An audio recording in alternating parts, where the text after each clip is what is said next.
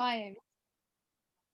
Sorry, I just started the recording again. I'll cut this part, but it's because otherwise I'll forget, as always. I've been doing that when I've been teaching several weeks. I forgot at the beginning, and then one time I forgot altogether. Then twice I had to start halfway through. Yeah, exactly. So I've started it now. We'll cut this greetings part later.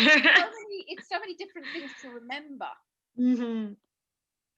Yeah.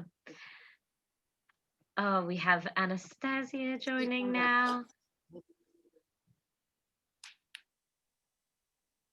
We had a little bit of red this morning, but she wasn't dressed in red. I feel very underdressed now. Oh, there she is. Yeah, with more red. Oh, Anastasia, we're trying to see everybody who's got some red.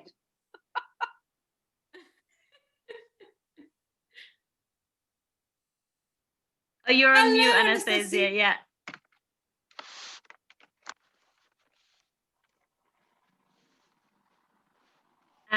You're still on mute. I'm gonna ask you to unmute. There we go.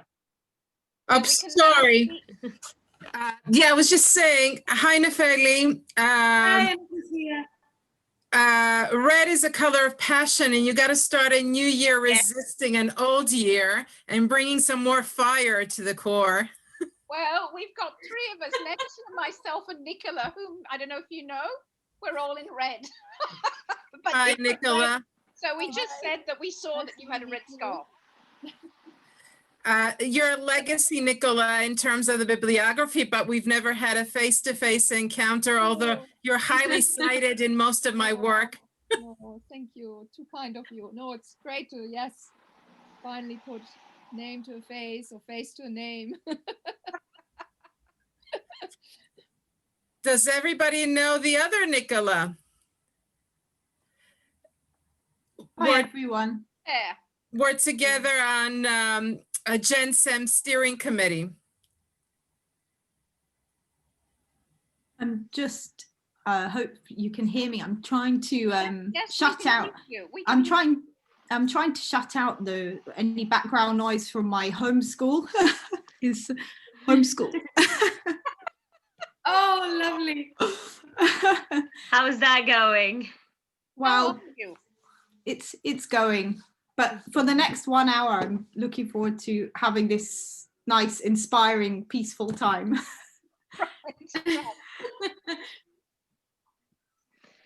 Nicola and Nefeli are currently intensively, creatively writing papers for a special issue that I'm putting together. So you get to meet each other in this kind of forum.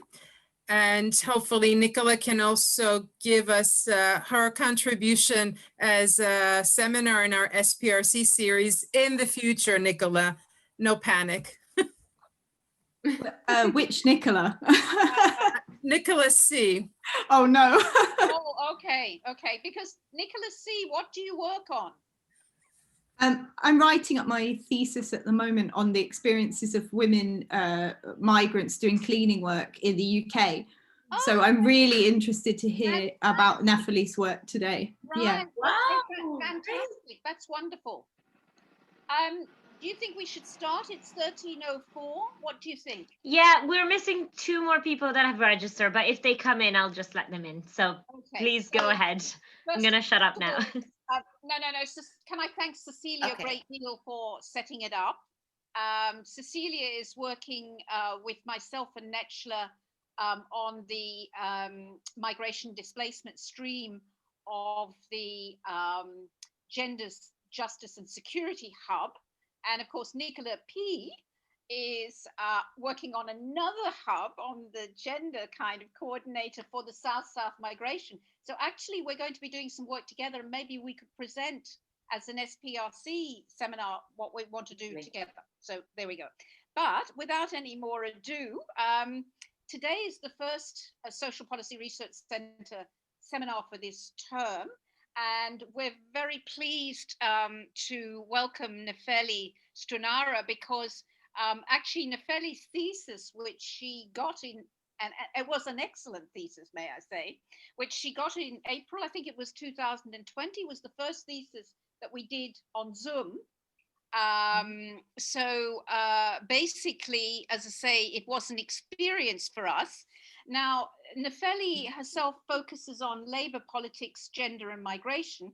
And the thesis that I mentioned that she defended in April 2020 was called Paradigmatic Workers, Sociologies of Gender, Class, and Ethnicity in the Labor Experience of Albanian and Ethnic Greek Albanian Women Cleaners at 2 Greek public hospitals. That's a pretty long title, but it was based, and it was a really wonderful thesis in terms of theoretically, but also it was based on in-depth ethnographic research. Currently, Nefeli, and we were chatting beforehand, is working for the Committee Greece 2021, which is planning and is undertaking the celebrations for the landmark anniversary of 200 years since the Greek Revolution of 1821. Of course, the British person most associated there would be Lord Byron. But so Nefeli's talk today has also got a long title, and it's called Becoming Respectable, Material, Symbolic, and Embodied Dimensions of Cleaning in a Time of the Pandemic in Athens. So Nefeli, I welcome you very much.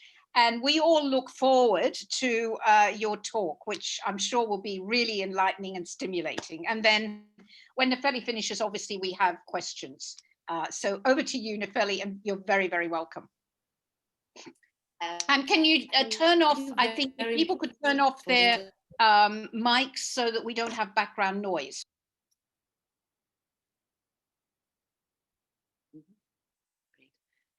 Thank you so much for having this opportunity to give this seminar.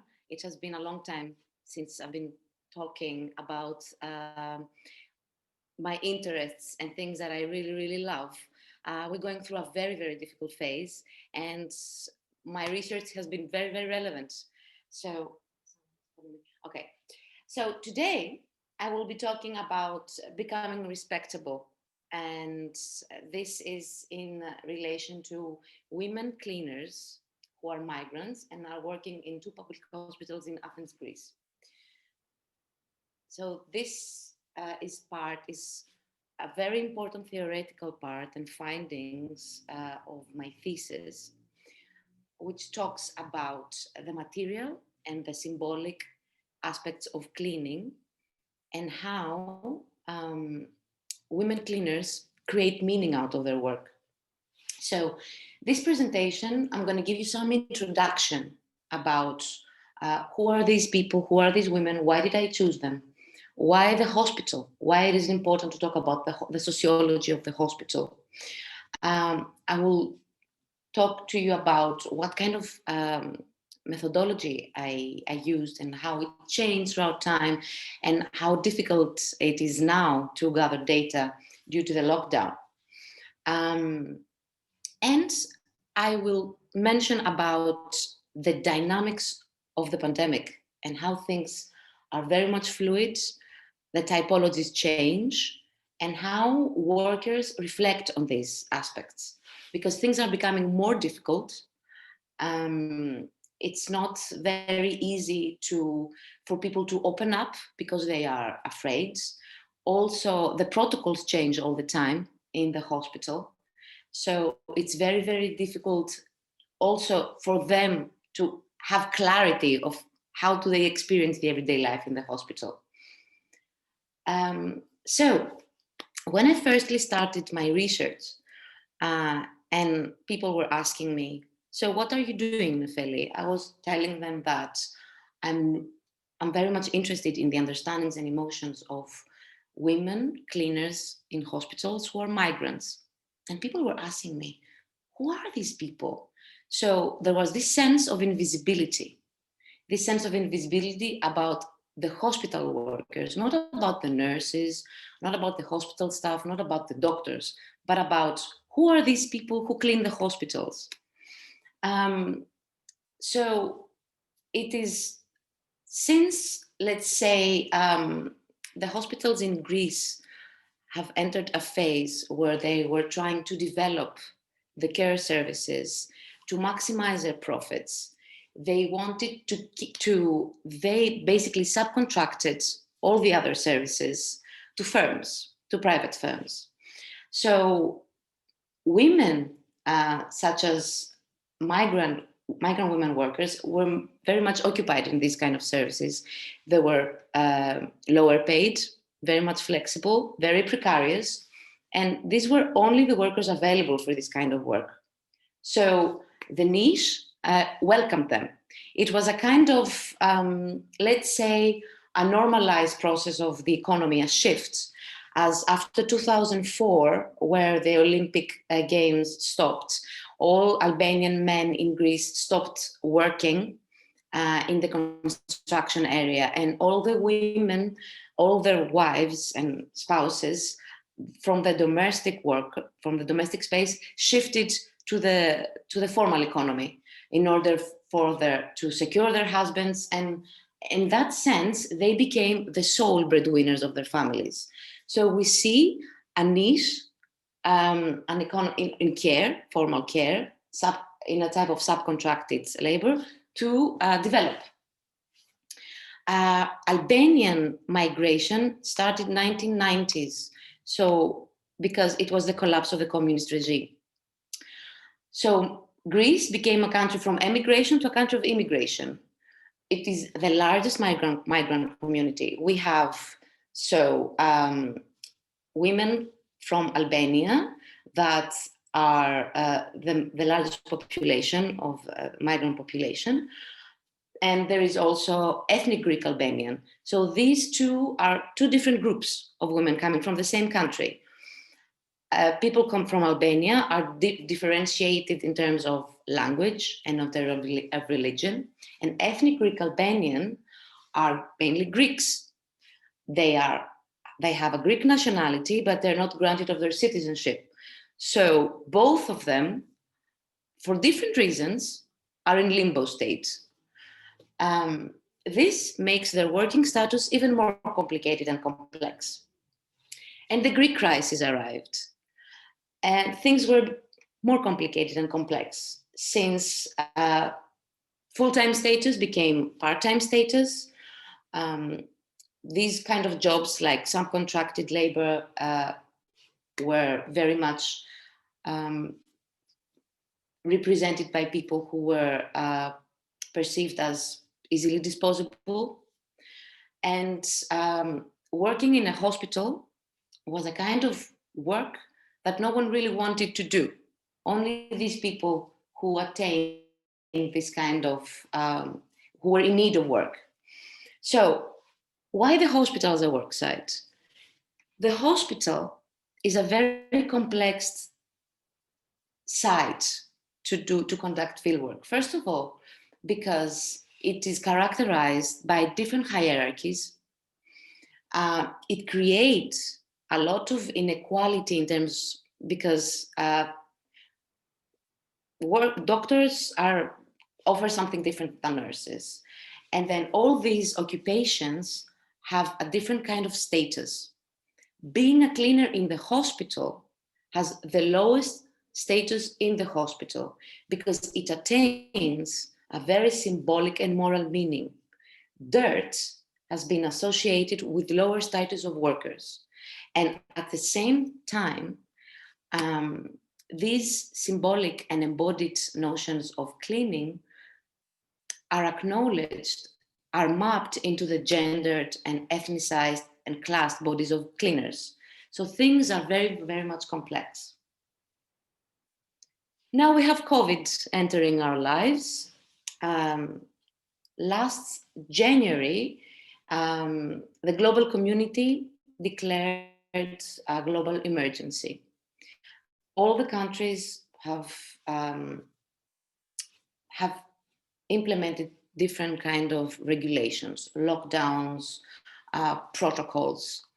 So people that are working in the hospital are very much going through anxiety, fear. They are every day under the fear of, I'm gonna get COVID. At the same time, they need to work intensely, more hours, to be more flexible, not to get more money about what they do. So things are very much difficult. At the same time, these people are very much afraid that they are going to bring the virus to their homes. So even though cleaners, because they've been doing this work for more than 15, 20 years, have been kind of normalized the whole aspect of disease, death, fear of syringe and stuff like that. COVID is something new that they are trying to adapt and to also normalize in their lives and not to victimize themselves. Nevertheless, it's still very difficult to understand because every day is a different day. And I will tell you a bit later about how do things are developing. So this study is it's very important because now we're facing, it's not only about how difficult it is for these people, for this category of workers to actually adapt and to manifest agency and to create meaning out of their lives, their working lives. We're facing with this constant changing dynamic of the pandemic that is threatening, and also it is a new aspect that they need to be facing every single day of their lives.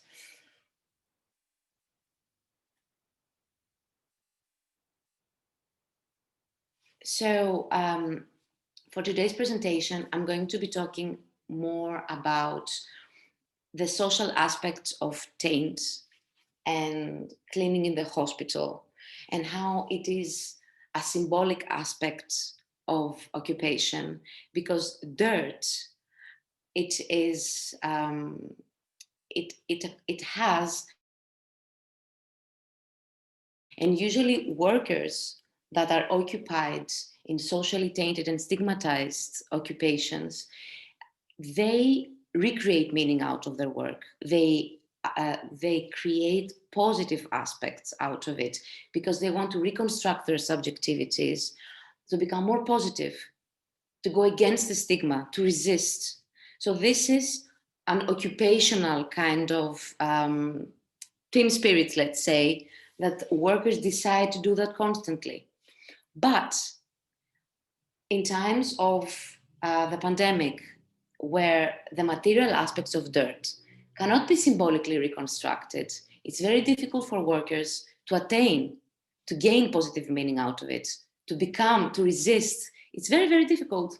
And to be honest, I think to always create a symbolic aspect out of a situation in order to manifest agency, it's not always a good thing, because we kind of neglect to see the real aspects of a situation. So this is what's going on now.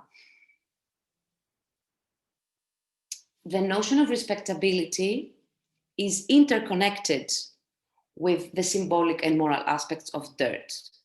And at the same time, it is used as a way to go against this whole narrative of demeanor and disposability. So, throughout my research, I chose 2 public hospitals to conduct my research. Both of them were public hospitals. They were based in Athens. One of them is called People's Home, and the other one is Care for All. People's Home is a larger hospital, and it has been an emergency hospital during the pandemic as well. Both of them had the same firm that hired the cleaners. It was very difficult for me to get consent from the university, of course, and then to enter the field, to secure anonymity, to convince them going to interfere in any kind of way, to protect the participants, to protect their anonymity, to secure them as well, that I'm not going to talk about what they're saying to the administration of the hospital, because things in Greece with the status of contracts has been very, very difficult. So they were always under a status of fear. So whatever they were saying to me was very, very much confidential. So I had to gain their trust, and I had to also convince them that this research is going to be a platform for them to express their experiences and their understandings and their emotions throughout their working experience. So we have a People's Home. It is located in the center of Athens. It is a larger hospital in terms of how staff that worked, the patients that hosted, and also the complexity as well. It was, let's say, as the gatekeeper has said, it has been a difficult hospital as people did not have a very good relationship. The administration of the hospital did not have a very good relationship with the cleaning firm. So that made things a bit more difficult, and of how I perceived myself on the fields. So I had to be more careful, let's say, about how I approach the fields. The second hospital was Care for All. It was not so much located in the center of Athens. It was more of a suburbia. It was a smaller hospital, and that was also seen in how people were interacting with each other. It was a smaller community based more on, let's say, people were trusting each other. Things were more accessible. And also for me, it was more accessible. So I started with the second hospital. It was easier for me to access again, to gain access to the fields and to create easier relationships of trust and rapport. It took me, let's say, 1 month to gain access, to talk to the people, to gain their trust, to start interviewing them. I interviewed overall 24 people from both hospitals, from 25 to 64 years old. All of them were Albanian and ethnic Greek Albanian women, and ethnic Greek Albanian and Albanian women were the majority of cleaners in the hospital. So I took the majority of them. Very few Greek women were working, not so many. And actually the Greek women that have been starting working, it was due to the Greek crisis. Before the Greek crisis, not so many Greek women were working. So now we were seeing more of them. After gaining access to the field and doing the interviews, it took me quite some time because I really wanted to gain more insights. I decided it was very wise to do some observation. So it was also a very difficult procedure from the university for them to explain that I'm not going to have any contact with patients because this is many ethical issues. I'm also going to visit the corridors and certain areas of the hospital with the cleaners.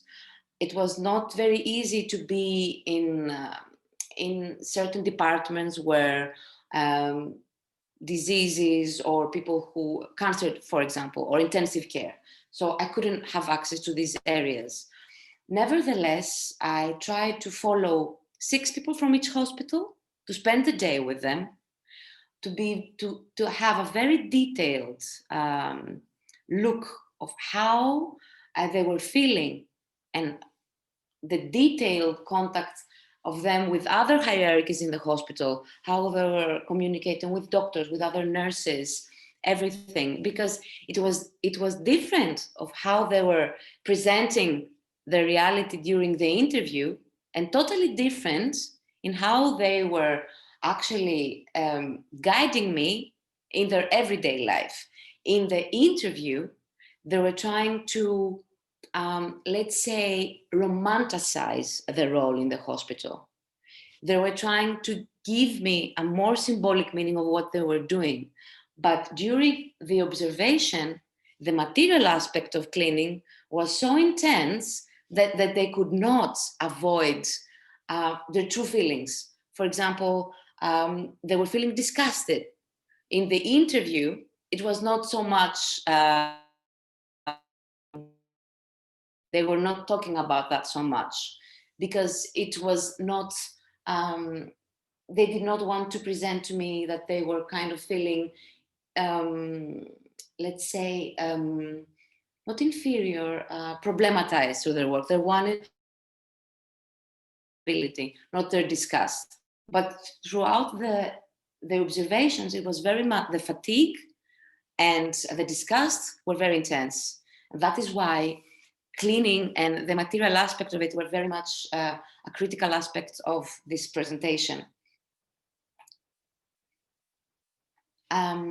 So following feminist epistemologies, and it was very much important because the researcher never has an objective point of view. Also, at the same time, I had to really understand and deconstruct all the different hierarchies. I'm coming from an aspect, from a position of privilege, an upper middle class woman doing my PhD. I never felt insecure about my citizenship, my status as a Greek woman, whereas these women were very much always under an insecure status of, am I going to get my permit this year? Am I going to secure a citizenship for my children? Am I going to have enough money to secure my husband?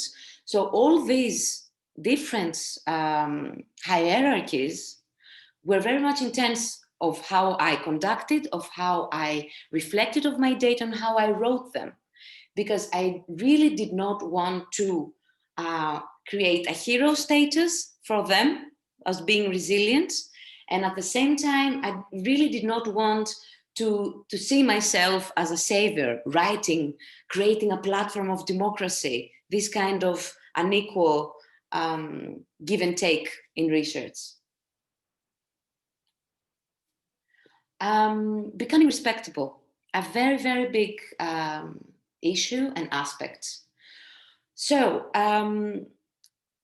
all of these women, as they had a very intense group identity. So they created a sense of entitativity. I'm sorry, I cannot spell it right. So they wanted to create positive meaning out of their work. They did not want to show only how cleaning is only something dirty and something disrespectable.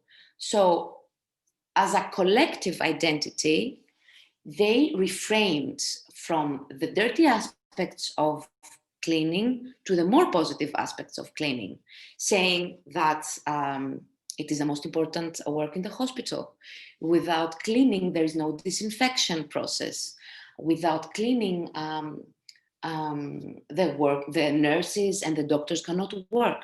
So they created this group identity, this organizational identity, where cleaning became very, very important. I want to read to you some quotes.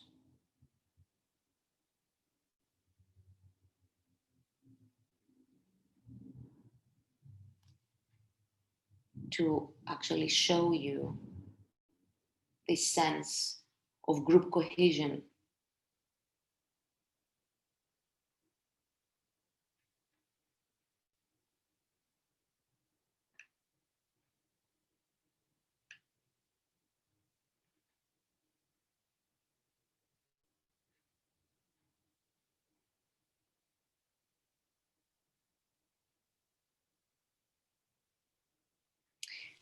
So, an example comes from Calliope. She's 43. She's an ethnic Greek Albanian woman, saying, "Us, the cleaners, we're naturally higher in terms of rank than doctors and nurses. The others do not see that, and of course, they say negative things about us. Everybody's entitled to an opinion and to see things from a different perspective. The others do not see that cleaning is all that matters in the hospital. The others just sit behind their desk. They do not understand what cleaning means."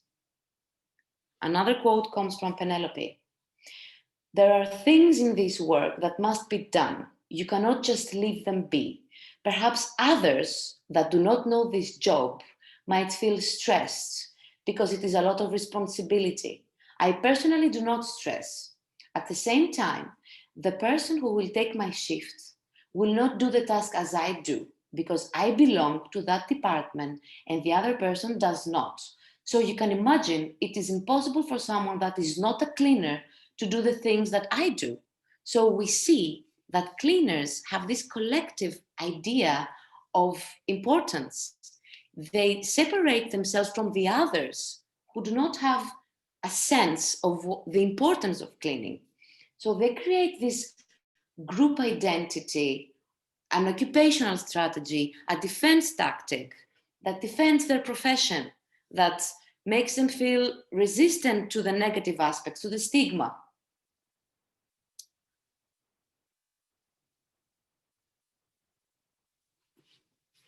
Now we see how also they try to attain positive meaning through more of an emotional sense. Half my heart belongs to the hospital. I feel loved and appreciated by the doctors. If I take you to the surgeons, you will understand how much they love me. This is because I care for everybody. Yes, I clean and I do it very well with my work, but mostly I care. For example, I know that one of the nurses has gone through a lot lately and I comfort her wherever I can. This is what we do with each other. We care and we love. So it is not only, we see how care and cleaning, they kind of overlap. And this is part of the group identity that the cleaners want to create. The second very important aspect is that how pride and dignity, they cover the problematic experiences, leading at the same time to underestimating the materiality of dirt, creating an over-optimistic sense of cleaning. It is good that you see us to witness yourself what tiring the work of cleaning. Often you do not feel your arms. I developed a severe problem with my waist from the heavy weights we lift. I had to have an operation. I stayed in bed for 4 months, but everything went okay. I'm still here. It is a difficult job, and now my body has become used to this. Therefore, I continue working like I used to. So these material aspects of cleaning, like fatigue, as I mentioned before, are very much difficult to be reframed, to have like a positive meaning. They cannot, they just exist.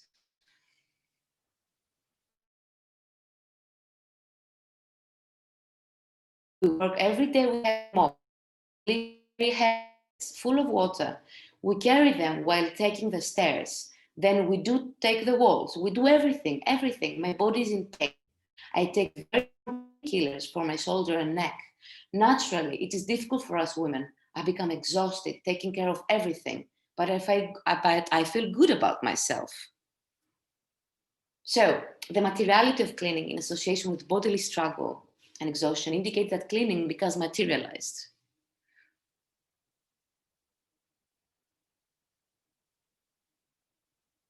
So cleaning as a physically tainted work intersects with gender, class, and ethnicity. And this is the very interesting aspect of this work, because the two groups have different manifestations of how they assume respectability out of their work. So the embodied aspects of cleaning based on gender, class, and ethnicity are assigned to the bodies of women differently. An example: women cleaners threaten the boundaries between purity and impurity. They create order out of the disorder and morality out of the immorality. So the proximity with dirt helped them to reinforce their class-based evaluation, actually, and thereby their marginalization. And this is much more intensely regarding the Albanian women cleaners. Athena narrative reflected the way women cleaners felt when associated with lower class citizens based on their gender and work. Athena said, in the hospital, you deal with people, any visitors who do not respect anything. Specifically, you can find everything in the toilets, really everything. I want you to come one day with me in the afternoon before I start my shift to see for yourself that I'm not exaggerating. You see urine and feces on the ground, and I must clean this mess every day because this is what they pay for me to do, and I have no other choice. I'm obliged to clean everything on the floor, to smell it, to be in direct contact with it. I may be a cleaner, but I learned from my home to show respect and not to insult other people. I feel insulted dealing with it. And why do I have to put up with all this? I will answer that for you. Because I'm a cleaner, because I'm an Albanian. So it is very much associated how ethnicity and gender reinforces this stigma. Nevertheless, at the same time, Athena and other Albanian women cleaners reinforce their manual role to create more respectability for themselves. So they feel strong that they're able to be Albanians and therefore strong enough to do this difficult kind of job. Thalia said, we as Albanian workers have no other choice. We clean, and this is what we do. I looked for a long time for something better, but I did not find anything. This job might be tiring, but it is my work and I'm happy with this work. I am the only one working in our home, so it is important to bring money.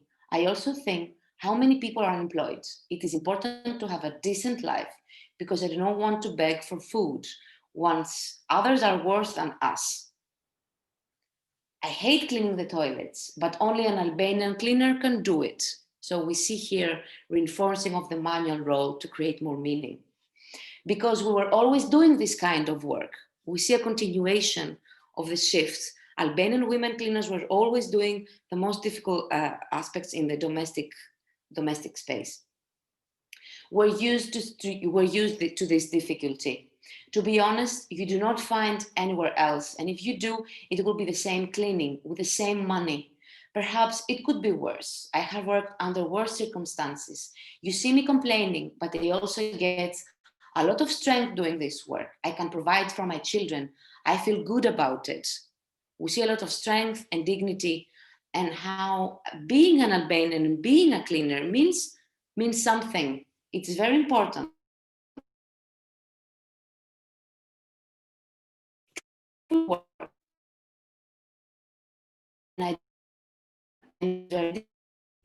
We can only do it because we have no other choice. This is what Albanian women in Greece do. All this does not mean that cleaning is an easy job. You can ask every cleaner here and she will tell you the same thing. Most difficult and tiring work. So we see that the material aspects of this job cannot be denied.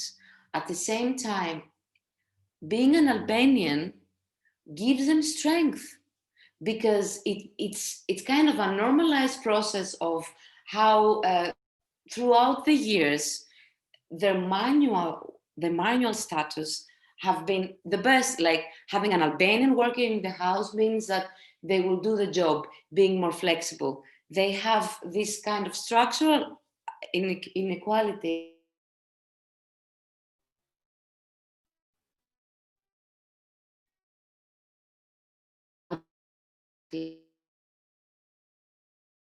Use the word dirtiness.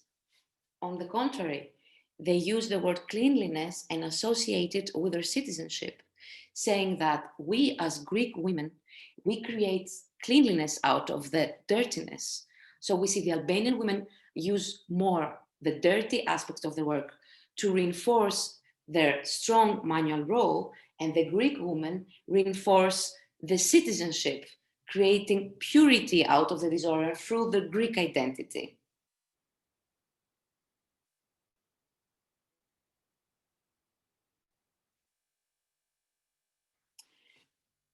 Two sisters, Greeks, my supervisor said, with those sisters, they are the best at cleaning the hospital. She was not the only one who said that in the hospital. The bosses and everybody say the sisters are the cleanest women in the hospital. Another Greek woman, Penelope. It is work that brings cleanliness to the people here, and I feel very proud about that. I contribute here, and this is what I always wanted to do. And what I earned as a Greekness is greatness. For me, helping and contributing throughout cleaning is crucial. So we see how citizenship, class, manual work, being an Albanian, they are mapped into women's bodies. So now with the pandemic, these findings were before the pandemic. When the lockdown started, I tried to gain access again to the find, and women were very contact other people under the insecurity of being infected by COVID, infecting their families, seeing other people. So when the first lockdown stopped, I met with 3 women into parks, and in order to ask them how things are going.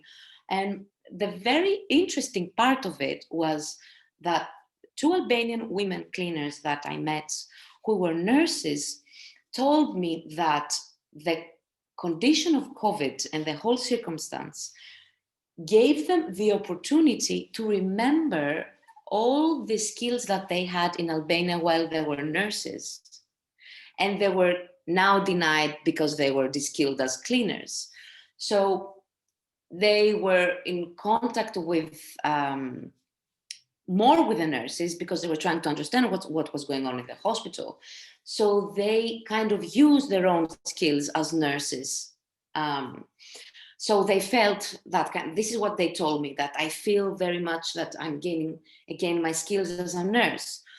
At the same time, the work has become more intense, working hours more, they did not get more money. The flexibility that they were demanded from them was much more higher. At the same time, the gatekeeper also informed me that the most difficult aspect was that they don't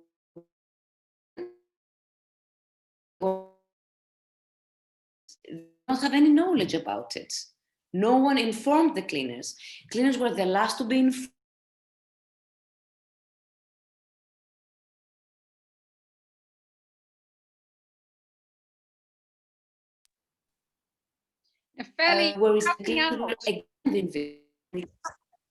Running out of time?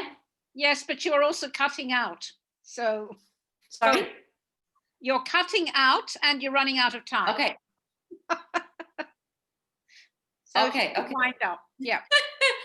Can you listen now? Yep. Okay.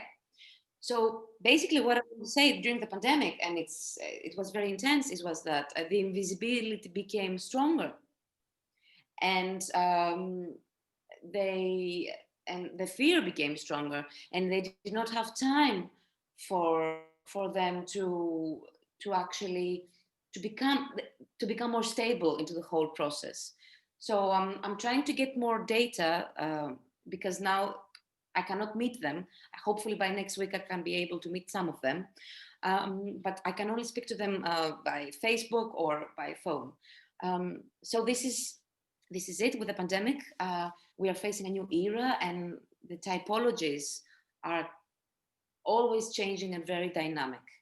Hopefully I'm going to have more.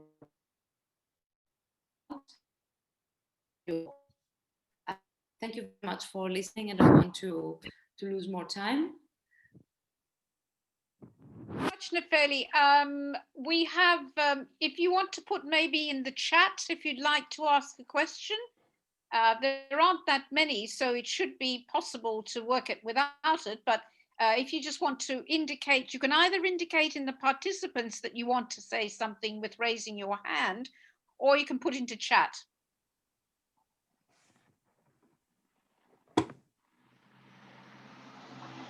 Nicola, do you wanna ask your question? Nicola has put her hand up. Yes, physically. Yes, go ahead. Yes. Yeah, Nefeli, very interesting. Can you move forward because you're a bit far from your mic? It's not very clear. Can you hear me now? Yeah, it's a bit distant, but speak. Yeah. Maybe I could try and use. Okay, quick question. Fascinating talk, really interesting research. Actually, my question relates to the pre-pandemic context, because you alluded to it in the post-pandemic context, and this relates to the concept or the idea of skills. And I was wondering if, you know, in your interviews or your observation of the Albanian cleaners, whether you could detect a sense of them feeling their work involves skills, and whether this idea of skills is also a source of respectability and dignity, or whether this idea of having skills didn't appear at all. Any other questions? So if we've got other questions, we can collect a few. Anybody else? Yes, Nechla, go ahead. Yeah, it's more a comment, but it kind of connects to what Nicola just said. So Nefeli, it was really brilliant. I really enjoyed it. It took me back to my childhood. So when I grew up in Germany, my mother and most of the Kurdish family members, female family members, they were all cleaning, and my first job was cleaning. So I can relate to that really well. And what I've kind of observed was, that's why I really liked your concept of collective identity merging, you know, within cleaners. I sensed that as well within my family, and the way they talked. Most of them were doing cleaning when they came together. They talked about cleaning, and they really highly valued their job. For them, and Nicole takes to what you said, being clean, knowing how to clean, cleaning within a short time, and, you know, given what's requested of you, managing to finish that within 2 hours, whatever, was quite skillful. And they used to kind of criticize each other, or like there was a hierarchy of who's a good cleaner and who isn't. So that's why my question to Nefeli is, could you talk maybe more about that collective identity and whether there were conflicts within that, and how that, you know, whether it was just based on the value they gave to cleaning, but also their general purpose, you know, within that institution? Nefeli, can I just add one or two brief things? I mean, one of the issues I think which is brilliant is that we really need much more research on cleaning, because if you look in the gender and migration literature, and Nicola will also confirm this, we have hardly any work on cleaning. It's all about domestic cleaning. And so it's interesting also what the relationship might be. And I think you alluded to it also, that some had shifted, particularly with the crisis, where there are households that can't afford a cleaner any longer. But whether, even if it's privatized, it's still more regular work, probably, I imagine. So it's just a sector that I think raises so many fascinating issues about the collective identity of the sector, the skills, as Nicola has mentioned. Also, I was just wondering about the differentiation between the Albanian and the Greek Albanian. Were there any divisions between the two of them? So over to you now. Okay, so the first question that I did not listen very well was about expressing skills, right? Yes, that's what the question was. Okay, expressing skills. Many of these women were highly skilled before they came to Greece, and they were highly skilled. Many of them were nurses, or they had studied in the university. So in the hospital, they felt de-skilled, to be honest. it was very, very few times that some of the doctors and nurses acknowledged their skills.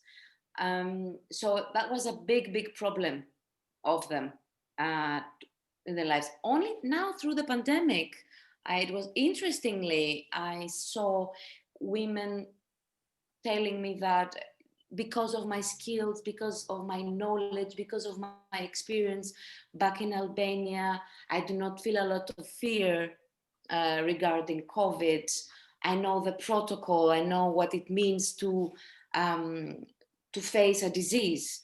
But generally, their skills were not very much welcomed. That is true.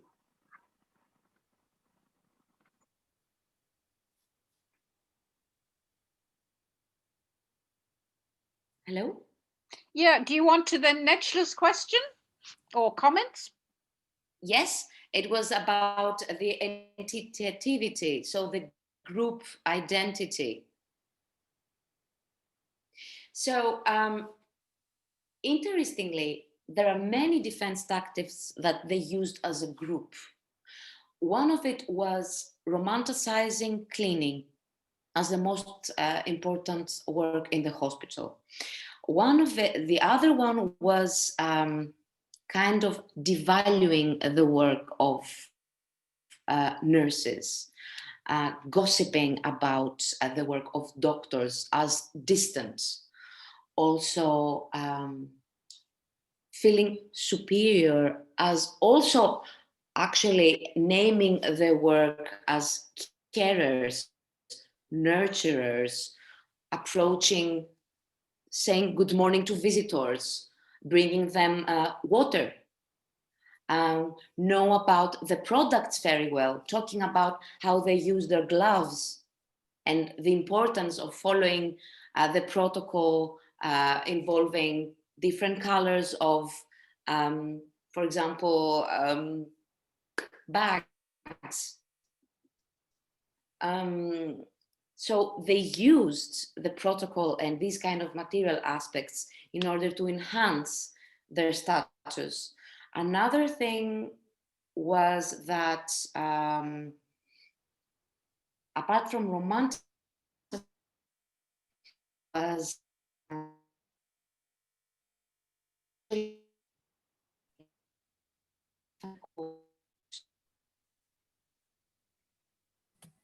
we lost you, Nefeli.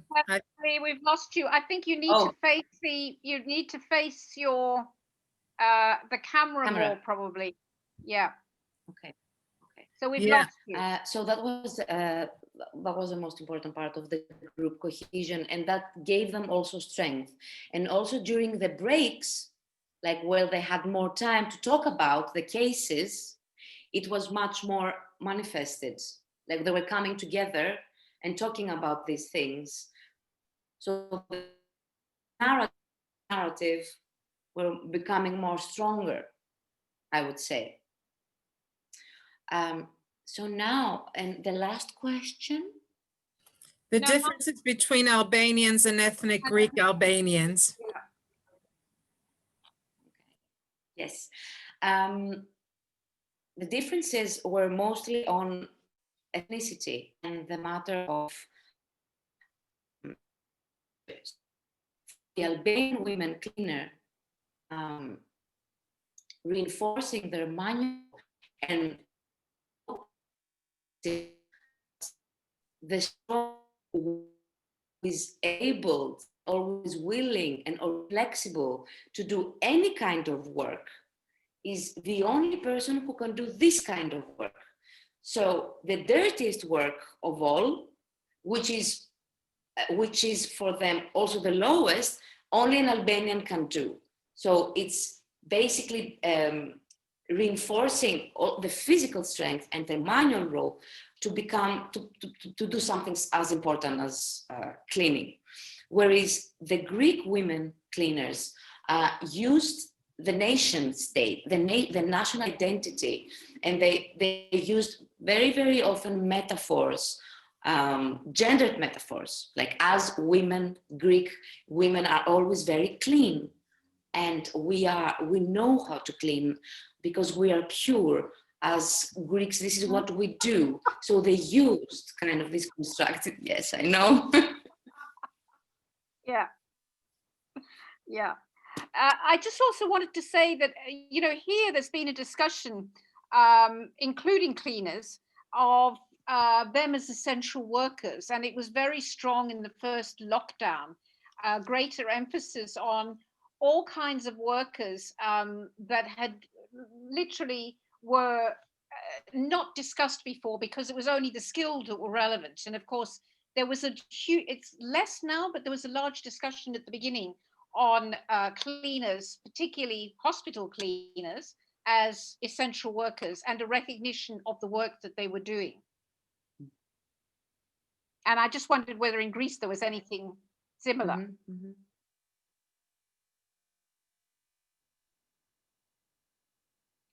No recognition at all. Things are worse and worse. That's the problem.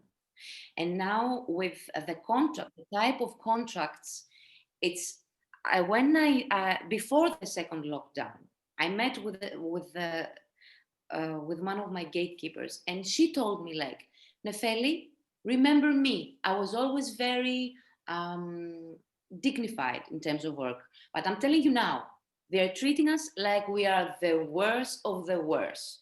So things, I think, coupled with the unemployment and the difficult type of contracts, the notion, the stigma of being a cleaner is worse.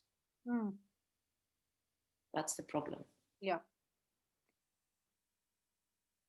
Any other comments, questions? Cecilia? No? Anastasia, go ahead. Sorry. No, you go ahead, Cecilia. Nefeli has been listening to me for 7 years, so you go ahead. No, it was kind of linking to what Eleanor was saying, because you used the word hero, and I find it very interesting when someone does in any context, but especially in this type of research. So when we talk about someone who is under discussed, underrepresented, under everything, and then we try to elevate their position, and you in your research are saying how they see themselves as these essential workers in the hospital, the most important workers, because without them the hospital doesn't function. So I wanted to understand, before the pandemic, before, at least in the UK, we had this recognition of who is an essential worker. How have they, of course, they say that they're very important in the hospital, but how do they, if you've researched this, but how do they see themselves in comparison to others, if they do, in their normal lives? Like, do they wear that badge of honor of being a cleaner in their private sphere as well? Or is it, I'm doing important work at work, but not so much in the private sphere? What if you've done any research on that part? I did not develop my thesis, but I must say that because they are the winners of the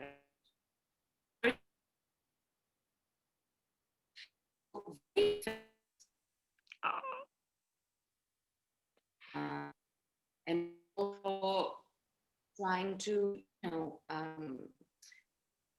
develop and transfer to their children all these values of this badge of honor. Like, we are doing clean work, and it's hard work, but it's clean work. We bring money to the family. So yes, they bring that badge of honor. But I think the biggest pain of all is their citizenship status. And this is for their children. And also another pain for them was the social upward mobility. They were trying to become middle class. So despite the fact that that they did not have enough money, as a badge of honor, they were buying expensive clothes to their children to imitate a middle class kind of life. So if symbolically, you could say that. That's very there's a question in the chat. Ferrara, would you like to ask the question? Are you able to?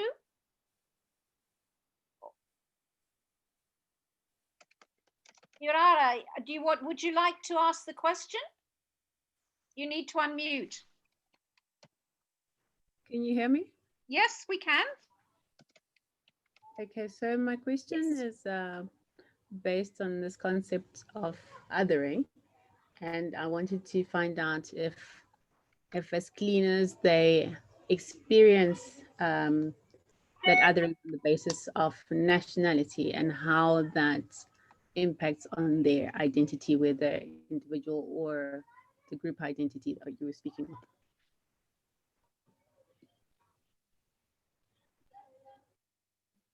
Nefeli? Well, yes. Yep. Did you hear? To be honest, yes.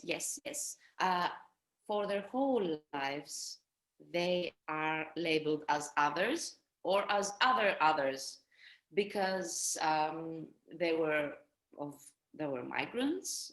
They did not have permits. They were irregular till 1997 because there were no regularization laws. And I think this kind of otherness and limbo status also made them reconstruct more the symbolic meaning of cleaning as others, to embrace this otherness and to create more positive aspect out of it.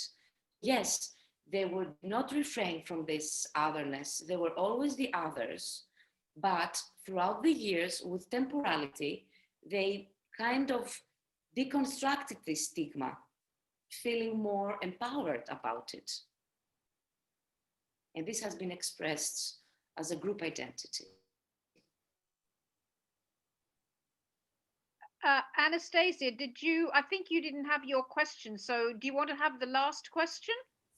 I wasn't going to ask a question. I was just going to thank the participants for the really insightful comments, because I think, Nefeli, in terms of the conceptual framing for your paper, looking at cleaning as care work and also cleaning as community and the emotions of those interactions will be very useful.